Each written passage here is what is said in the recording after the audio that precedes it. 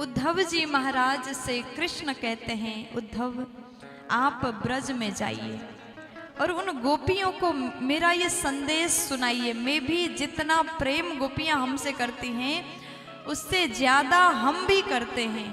हम भी हर पल हर क्षण गोपियों को याद कर रहे हैं, ये संदेश पहुंचा दीजिए। उद्धव जी बोले ठीक है, अगर आप कह रहे हैं तो मैं जाता हूँ और उन गोपियों को एक पल में समझा के आऊंगा, ज्ञान दूंगा, तुरंत वापस आऊंगा। भगवान बोले ठीक है जाइए। उद्धव जी आज रथ में बैठ करके ब्रज की ओर गए। जैसे वृंदावन में पहुंचे, ब्रज में सबका अवस्था कैसा है, ब्रज में सब कोई क्या करते हैं, कैसे निवास कर रहे हैं। ब्रजवासी के भगवान के दोस्तों का, मित्र का नियम है, वो नित्य सुबह होते ही रास्ते में जाकर के बैठ जाते हैं। उनको लगता है शायद आज तो आएगा कृष्ण, आज तो आएगा, लेकिन रात तक इंतजार करते, भगवान नहीं आते हैं तो माँ से जाकर के कहते मैया आज भी लाला नहीं आया, हो सकता है कल आएगा। देखो ब्रजवासी कितने भोले हैं, रोज भगवान का इंतजार करते हैं। आज भी नहीं आया, शायद कल आएगा, शायद कल आएगा। बरसों बीत गया लेकिन कल के इंतजार में नित्य ब्रजवासी द्वार में खड़े रहते, रास्ते में खड़े रहते हैं। उद्धव जी गए, दूर से रथ दिखा, भगवान ने अपना दुपट्टा उद्धव जी के कंधे पर डाल दिया। भगवान ने कहा था जिनसे मेरा संबंध ना हो उनसे गोपियां बात भी नहीं करती। उद्धव जी गए, दूर से कृष्ण की तरह दिखे। तो उद्धव जी ने पूछा नंद भवन कहाँ है। ब्रजवासी बोले ये जो पानी बहता हुआ दिखाई दे रहा है ना, ये जहां अंत्य हो वही भवन नंद भवन है। उद्धव जी ने पूछा ये कैसा पानी है, ये कैसा धारा है। तब ब्रजवासी बोले कि उद्धव जी जब से कृष्ण गए तब से गोपियां रो रही हैं। जब से कृष्ण गए, कृष्ण के वियोग में यशोदा नंद बाबा रो रहे हैं और वही अश्रु जल से ये धार बहा। उद्धव जी को बड़ा आश्चर्य हुआ, किसी के याद में कोई इतना कैसे रो सकता है, इतना ज्यादा प्रेम कैसे हो सकता है किसी से। आश्चर्य में चकित हो गए और जैसे नंद भवन में प्रवेश करते हैं यशोदा जी से मिले। यशोदा मैया उद्धव जी से बड़े प्रेम से बात करती हैं और उसके बाद में थोड़ी देर बाद उद्धव जी जब कुछ बोल रहे थे, यशोदा जी बोलती है कि धीरे बोलो मेरा लाला सो रहा है। मैया को लगता है कन्हैया छोटा सा है, अंदर सो रहा है। इस प्रकार प्रेम है, पागलों की तरह प्रेम करती है। दूसरे दिन उद्धव जी महाराज गोपियों से मिलने के लिए कहते हैं। यशोदा जी ने कहा कि वो निकुंज में बैठी है, जाकर के आप मिलिए। उद्धव जी महाराज ने कहा ठीक है, अब हम जाकर के मिलेंगे, सबको समझा देंगे। यशोदा जी नंद बाबा को समझाते हैं, लेकिन नंद बाबा यशोदा जी ने भगवान के प्रेम के बारे में सुनाया, उद्धव जी कुछ बोल ही नहीं पाए। और जैसे राधा रानी गोपियों से मिलने के लिए उद्धव जी गए, दूर से देखा निकुंज में बैठ करके गोपियां चारों ओर बैठी है, राधा रानी बीच में बैठी है। उद्धव जी ने देखा सब कोई बात कर रहे हैं, आज रात सपने में कृष्ण आया था और ऐसा कह रहा था।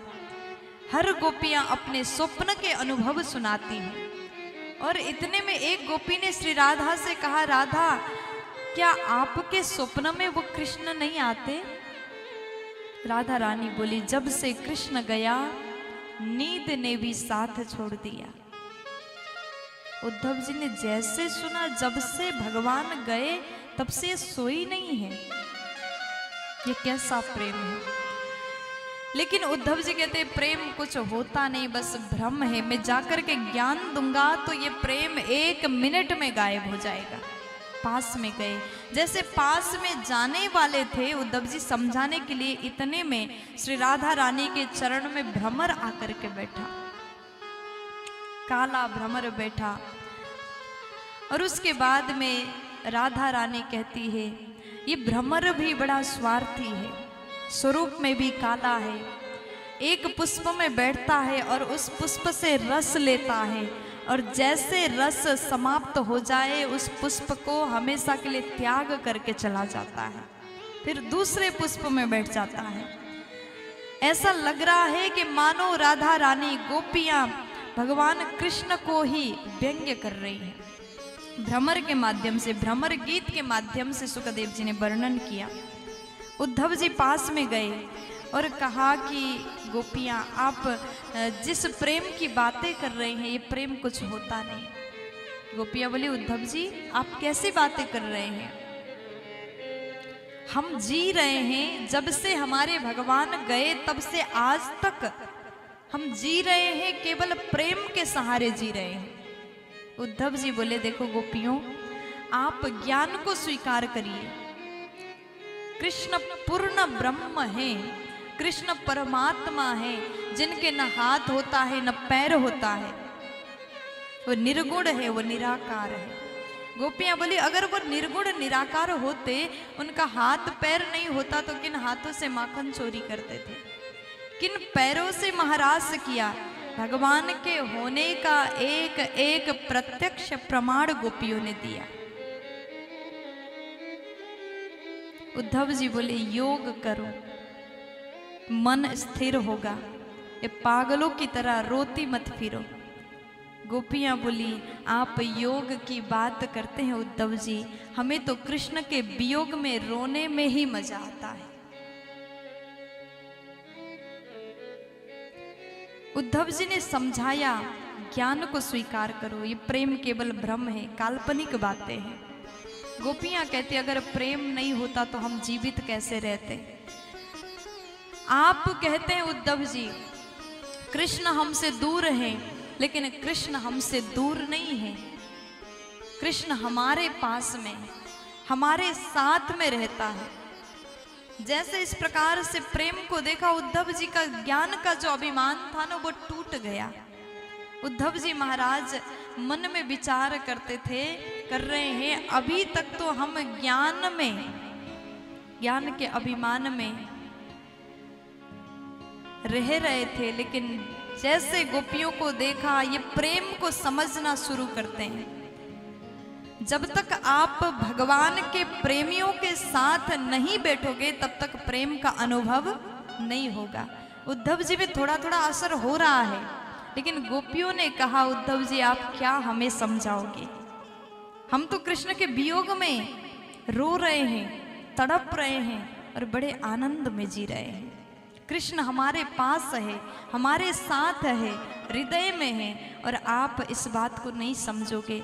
अगर आप चाहते हैं इस बात को समझना, तो प्रेम आपको भी करना पड़ेगा। ये प्रेम की बात है, हर कोई इसे नहीं समझ सकता।